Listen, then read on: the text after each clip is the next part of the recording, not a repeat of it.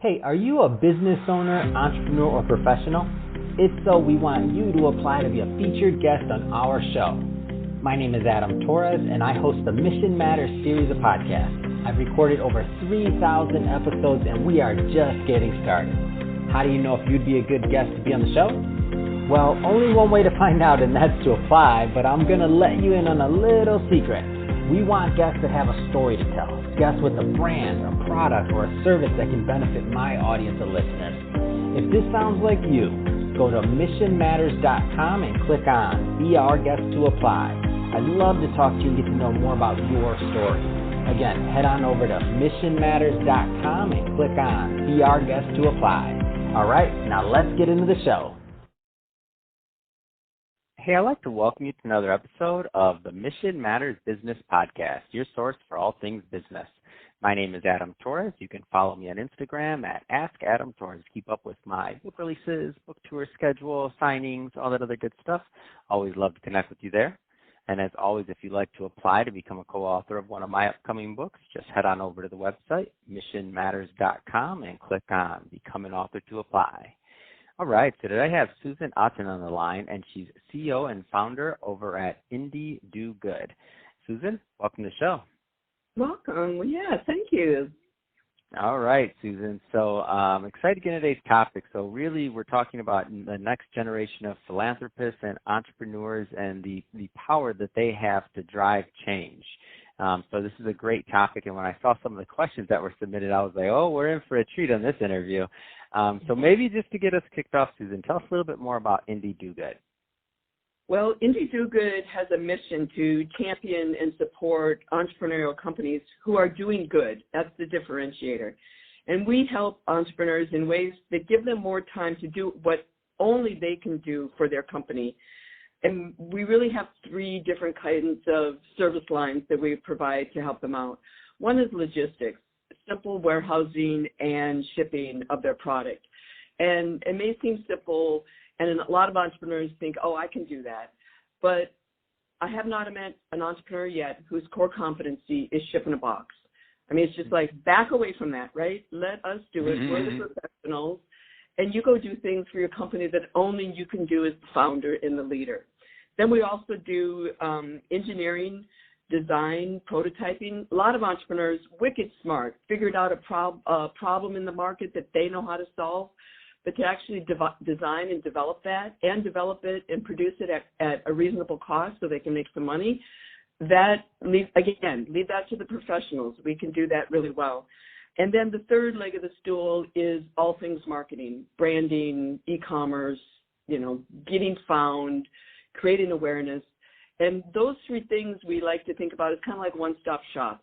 In fact, every entrepreneur that we sign on, I give them a physical easy button. I was talking to someone yesterday, and they're like, oh, I didn't know if I really got an easy button. And yes, you do, because we want you to think of us as your easy button. We're a fractional virtual team that's here to help you, because the more good you do, the happier we are.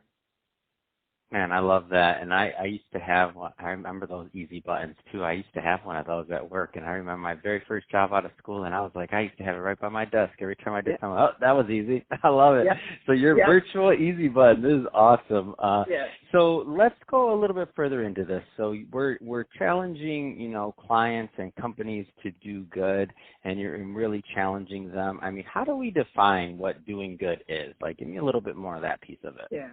That's a great question, and really we leave it to the entrepreneurs to define that. Who am I to tell them what their good is?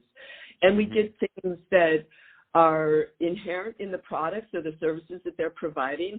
We have one entrepreneur that's redesigned bike helmets. Looks like a baseball cap, is 2.5 times safer, folds up. What's not to love about that? That's good. There's so many people, especially urban commuters, their target market, that don't wear bike helmets because they're big and clunky and look stupid. They've solved that problem. It might be that an entrepreneur believes in a certain mission or a philanthropic effort that they want to support. We have a couple of entrepreneurs here that are supporting the bees. They're doing plant-based stuff. They want to make sure that, the bee population doesn't have a collapse again like it did a few years ago. So they're working on cleaning up the water supply and supporting the bee environment so we have better bee population. So for everybody I talk to, and I guess I've never turned down a client because of this, because they all have something good that they want to do. Now, some of them say, well, gosh, I'm not cash flow positive. How am I going to do good? How can I support this effort? My product, solves the problem, but it's not like inherently do good, like safety equipment or providing, fundraising. I've got a guy I'm talking to this afternoon. It's, ornaments for orphans. That totally is a do good. So what we say is, you can still do good. Everybody can do good. If you say X% of your profits will go to, ABC nonprofit organization to support XYZ, you're doing good. And get profitable. We want you to be profitable because that's a healthy organization. We have one client that said, hey, the more money I can make, the more good I can do. And, she's supporting 8,000 domestically abused women in 9 different countries. She hires them as employees to make beautiful handcrafted artisan products.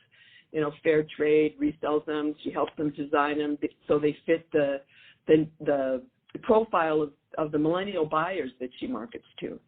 So everybody can do good, and that's kind of the big audacious goal here is how can we help more entrepreneurial companies that want to do good and really haven't figured out how to do it. It's really hard to start a business, and we're here to support that. So what is your, how do you normally find your clients? Let's just say like that. Like, how do you normally find your clients? Because it's a great value proposition. I'm just curious, how do people find you? We have a 100% close rate of referrals. So my big marketing effort is to talk to a lot of organizations that have a similar client base. And, to know us is to love us. So if they understand what we do and they have a client who has a need, like let's say a lawyer, he's written up the charter for the company. He knows they're just starting out and he wants them to be successful. He wants to continue to support them. And so he might refer to us so that we can guide them and, nurture them and maybe grow them up a little bit faster, get them profitable faster, get them doing more good. That's awesome. What is your unique advantage? Like what makes you different? Well, there's a lot of, marketing agencies. There's certainly freelance kind of engineering organizations. And there's gobs of warehouses around that could ship boxes. But we say in every single one of our proposals, we speak entrepreneur because we're an entrepreneur too.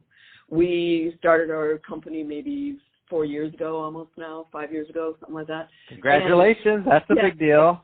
Yeah. If you make it to 5 years, you're beating the odds for a small business. But we like to say we're a kinder, gentler agency or support system for entrepreneurs. Like we give away a ton of air quotes free consulting because we want them to be successful. We want them to grow. We want to have them do more good. That's really our mission. And by having this kind of kinder, gentler, nurturing, more supportive kind of environment. For example, we have one client here that does gift boxes. She went crazy, as you can imagine, in the holiday season with COVID and people not being able to shop or get together for holidays and things like that.